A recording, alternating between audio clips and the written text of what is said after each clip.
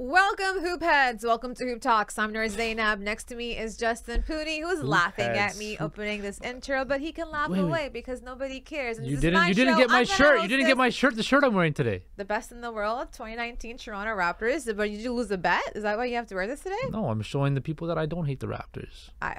The people have already made this episode's a positive episode, right? It is, guys. Oh, can I get to it? May I get to it, guys? He can't handle it when I get the hosting chair. He needs to get all the attention, but not today, Justin. Not today.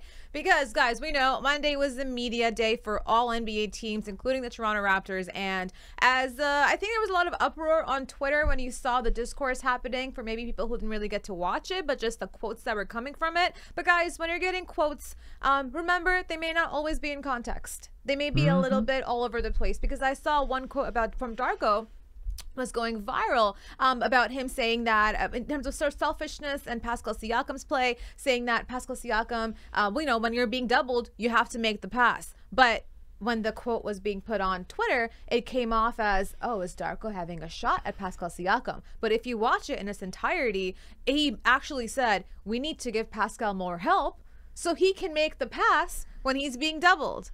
Now, what do you do when you read a full sentence? You understand what they're saying. Wow, and that's breaking also down. why we're here today, because yes, it's been a little bit rough as a Raptors fan, but we're each going to give you 3 reasons to why we think you should still tune into the Raptors season this month. I know. This month, this season. Starting this No, month. yeah, starting this month, yeah. I'm already off at a bad start. But anyway, if you can believe it, Justin Pooney also has 3 reasons as to why he will be watching the Raptors and why it'll be 3 hopefully good reasons. So Justin, give me your number 1. Let's start it right off the bat. Off the top, number 1? Okay. Well, number 1 for me. I don't know. We want to go number 10? I was just going to should we go 3, 2, 1, like build suspense. Do you have him like listed in I actually do. Priorities? I do, yeah. Weird. Okay, go ahead. Go the way that you want to go. Number 3 for me is Gary Trent Jr. This is the guy who we thought was going to have a contract signed by this point, an extension. We haven't had that yet. He now enters the season with 1 year left on his deal and potentially could be an unrestricted free agent. We know 17.4 points, 37% from the 3-point range. I think 40% from the field. This is the guy who we know when he gets hot and his shot is going, it goes in buckets, and he can score a whole lot. The only problem with that is it doesn't happen as consistently as much Raptor fans would like. Excuse me. We know he can be a disruptor on defense, but will he be a starter? We saw him, come off the bench last year. Will he, fight with Dennis Schroeder to get some more minutes out of the backcourt? That's going to be an interesting battle throughout training camp that I'm very intrigued to see. And why does that matter? Because we know starters get paid more than bench players, right? Yeah. Even if Gary Trent Jr. is the 6th man on the Raptors and has a great year, right? He's not going to get paid. He'd still get paid more if he was a starter. And I think that matters to him. That matters. He wants to play. He wants to start. From all indications from media day, talking about the context that you mentioned, him and Darko have had a good relationship. They look like they're on the same page. And I'm excited for that. I think that could really open up the next level of Gary Trent Jr.'s game. And the Raptors will need that if they want to aspire to have a better season than they did last year. So for me, it's Gary Trent Jr. and how him under this new Darko system, and if he can build consistency and how that affects his contract status going up. I like that, because you're right. I think we've already heard from through Gary Trent Jr. that Darko has been the first coach where he's really had deep conversations about understanding one another, and he made the highlight to ensure that people understood that it's just been Darko in his entire NBA tenure who's really had that conversation with him. And again, like we talked about that, right? Like you've got to have those relationships within the team in order to build something on court, because if you don't trust one another outside of the court, you don't trust each other on the court either. And that translates very easily and very visibly. We saw that last season with the Raptors. So I like that a lot. Justin's got some gems today, guys. Wow. Anyway, for me, number 3, I'm going to go with Dennis Schroeder. I'm excited to see what his fit will look like with this team. We know he's coming off of winning the FIBA World Cup with Germany, as well as being the MVP for Team Germany. And he did that. Obviously, the team was very well stacked. He's got all the support around him, but he was the guy who was getting the points up. He was the guy moving the ball around. He was the guy getting his assistant. And I'm excited to see what that will look like with this team, because as much as we know, like, he's able to shoot, maybe not as consistently in the NBA, but he's able to do it. He doesn't FIBA, Yeah. but his Where he shines is when he does the little things on the court. He doesn't care about having the applaud. He doesn't really care about looking at the score sheet. He does the nitty-gritty things that you need your guys to do. And that's why I think it's going to be a little bit of a different look from what we saw with Fred VanVleet. Fred VanVleet loved having the ball, and he also loved shooting the ball. But I think in this case, we're going to have someone who might be a little bit more passive. And now he's got the experience of the FIBA World Cup behind him. And that, if anything, I think it's going to be a seamless fit. And we saw him with the Lakers as well. When he was with the Lakers, yes, his tenure was pretty short with them. He's coming off the bench as well sometimes. He actually started for them a couple of games as well when the team was down. And he was a highlight during those times that he was with the Lakers. Yeah, I mean, LeBron James loved having him on the team. Yeah. I think he also has a rapport from Oklahoma City with Darko, right? That's another thing. And also the other thing is he's a vet. He's been around the league, been in a bunch of different locker rooms, played with a bunch of different superstars like LeBron, AD, Chris Paul, Shea, even from his time earlier in Atlanta. He's played with a whole bunch of different players, been in a whole bunch of different situations, and he's going to be a leader in the locker room, right? And he's going to be a vet. And I think for everything you touched on as well, he's going to have the confidence from winning the FIBA World Cup, coming in, playing at a high level. That's something that will be very important for the Raptors. Transitioning to my second one. Yes, go your second one, Justin. A motivated slash spiteful, revengeful Pascal Siakam. Could it be a Pascal Siakam revenge season this year? Look, this is the guy who averaged 24 points, was an all-star. He was an all-star replacement, but look, he was an all-star. And he's, again, Noor, following the theme of money with Gary Trent Jr., money matters to Pascal Siakam this year, because if he makes the All-NBA team, he could get a whole lot of money. He's going to get a whole lot of money regardless, but there's a lot of money on the table for him to be had. We've seen him make All-NBA before 2 times. He's a 2-time All-Star. He is the best player on the Raptors, right? But we saw this week, him and Masai, a little bit of a divorce happening, I think. So are we going to get a motivated Pascal Siakam to show the world that he is worth all that money? Now, I don't think he is. I don't think the Raptors think he is. Justin, but you can't just say that yet. There's a reason why there hasn't been contract extension talks, Noor, yet. But that's not up to Pascal Siakam, because Pascal Siakam has proved that he's still the best player on the Raptors. It's just the fact that the Raptors have never picked a direction. What I'm saying is, maybe the Raptors feel they don't think he's worth giving a super max, but regardless of that, way to speed yourself up. So I have no room just let me just get it out, then you give me all your rebuttals after. I'm interested to see, does he play within the Darko system? How does he fit into it? Can he still get those numbers and put up those big numbers that he has in the past before? How does he fit into the system? And what's his mentality going to be like? Is he going to be out there to prove the world and everybody and get kind of mad? We've never really seen Pascal Siakam have a bit of a mean streak or an angry streak, right? He's not the type of guy. But in his contract situation where there's a whole lot of things on the line, not only for the team, but for him, I'm very interested to see, how motivated is he going to be to really put the team on his back, right? If he needs to. Is he going to take that leadership role? Because Fred is gone. He's the most tenured guy, right? It's his team now with a bullet. Remember, there was the clashes between, okay, is it Fred's team? Is it Pascal's team? It's Pascal's team right now. Until Scotty Barnes takes over that role, can he be motivated and carry this team? I see where you're coming from, but I don't think Pascal will look at it like it's his team. Because I don't think he's going to do it. Like, if he's going to be playing well this season, he's not doing it for the team. He's doing it for a contract. Yeah. He's doing it if the Raptors will give it. And if not, he wants to get his leverage up. He wants to get the negotiation talks. He wants other teams to come in and be like, no, we want Pascal. So I think in that way, he will be, but that could turn into selfish basketball. Now, Pascal has never been a selfish player. Even last year, the theme has been selfishness. Justin, he was not. So Masai said. If anything, he was passive. He would pass the shots that we wanted him to take. He was passive. He was not selfish in the slightest. So I think that's something that might not happen.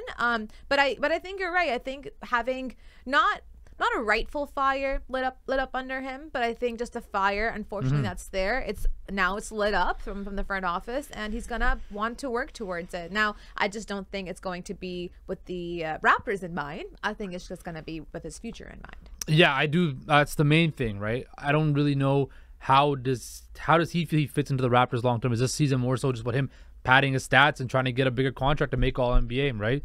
Or go somewhere else. That's the $300 million question.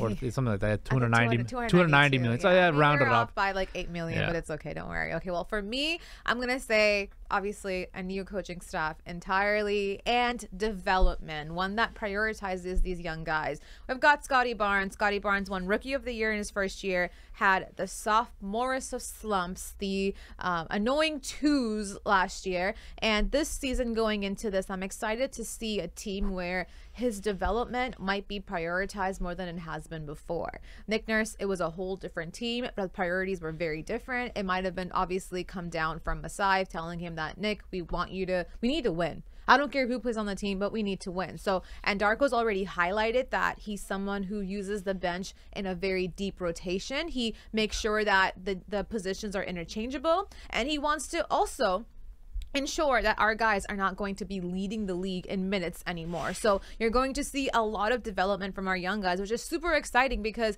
as much as, you know, we've seen our main guys really rack up these minutes, our other guys in Malachi and so many other people have never, and Precious and everybody have never really had the chance to go out there and get developed. They'd have one bad game and they'd be benched for like a month after. So I think this is amazing to watch the development happen. And then obviously you got Grady Dick coming on. You need to give him the proper tools to get to the best of his level, because again, like when you're drafting young guys here, they're going to have conversations with other upcoming young guys, and how you handle the people that you've drafted will say a lot about who wants to come here in the future. So you need to ensure that their priorities and their development is at the top of your list, especially if you've now brought on a coach, like you said, Darko, who is going to prioritize the development of these young guys. And also just for him, I want to see European style basketball. We saw it in the FIBA World Cup, just how beautiful it was to watch. There was no ISO ball, dribble the hell out of the ball, and then kick it out at the last second for a wayward shot, right? We saw ball movement, passing, and if Darko can bring that, that's an advantage they'll have over other teams, because you know how heavy ISO ball is in the NBA. Okay, number one, Justin. Number one, you know there's always a pattern. The number one reason why, ladies and gentlemen, you should watch the Toronto Raptors this season, everybody loves drama. And there's going to be a whole lot of drama, I think, with the Raptors this season. Why? Contract situations, Gary Trent Jr., OG Anunoby, Pascal Siakam, right? A new coaching staff. How do players mesh with that? Will players buy into the system? This is a team that a lot of times last year we heard leaks about, I want a bigger role. I want happy with my role. I don't like the veterans in the locker room. Now Nick Nurse and Fred VanVleet have been moved out. But also, how does Scotty Barnes integrate with this? He's a guy who people are questioning, is he really putting the work in? Is he really that guy? I believe if this team does not get off to a good start, right, and does not, you know, kind of set the tone and ease the waters in the beginning, there's a chance where the drama of contracts, egos, this, that, and the other will start to arise, and it could get very messy here. Yeah. I think there's a chance that this season, because Masai didn't address a whole lot of things in the offseason. There's questions about him coming out right now. There's questions about Darko as a head coach. There's questions about all the players. This has a chance to become a drama-filled season, which we haven't seen in Toronto for a very long time, because it's been such a stable organization. What? Last year? Lost my... Other than last year, what I'm saying. Other than last year. Take last year out. This team has been very smooth for the last decade plus, and this year and last year included could be the start of a really drama-filled era. They've just been very good at faking it. They've been very good at faking that they're good. They're very good at not airing out their dirty laundry, but this season was just absolutely handled terribly. And you're right. I think moving into this season, we have so many things where you're just thinking to yourself, so much to go wrong, and it seems like it's coming down from, it's a leadership thing, and leadership starts at the top, and that requires communication. It requires respect, and I just don't think that collectively has been happening within the team. So that's going to create a drama-filled environment no matter what. But as much as you like to point out the worst of the worst, I like to point out the best of the best. Number one for me, I can't wait for ball movement. A little pass here, a little pass there, a little catch here, a little dribble pass there.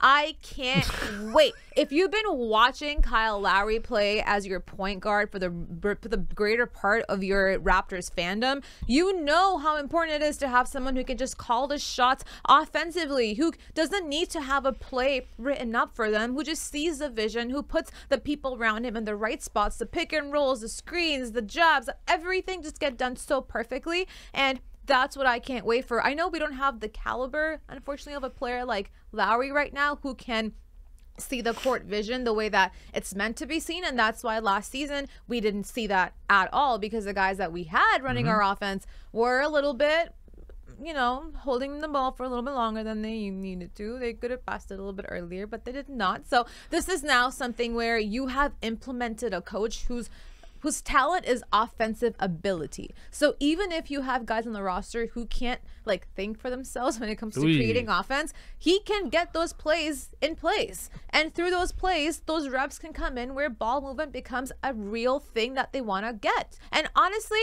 if you look around the league, if you look around all sports, any team sports, cohesiveness and the movement of the ball is very important, because you can't stand still and have the ball come find you. You have to run around and find the ball.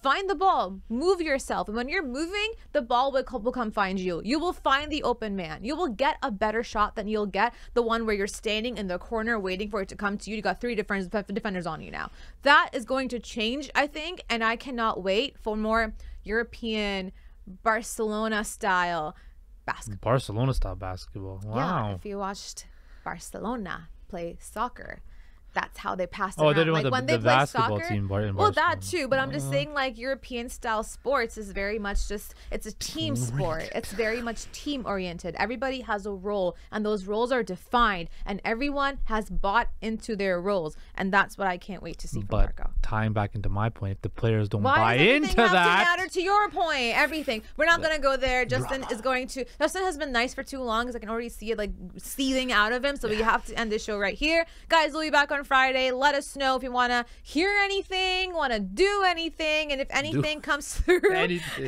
don't know. I just want to like hang. If anything comes through for the Raptors, we'll be here to break everything down. First and foremost, I'm Zainab, Justin Pooney. This has been Hoop Talks. See you guys soon.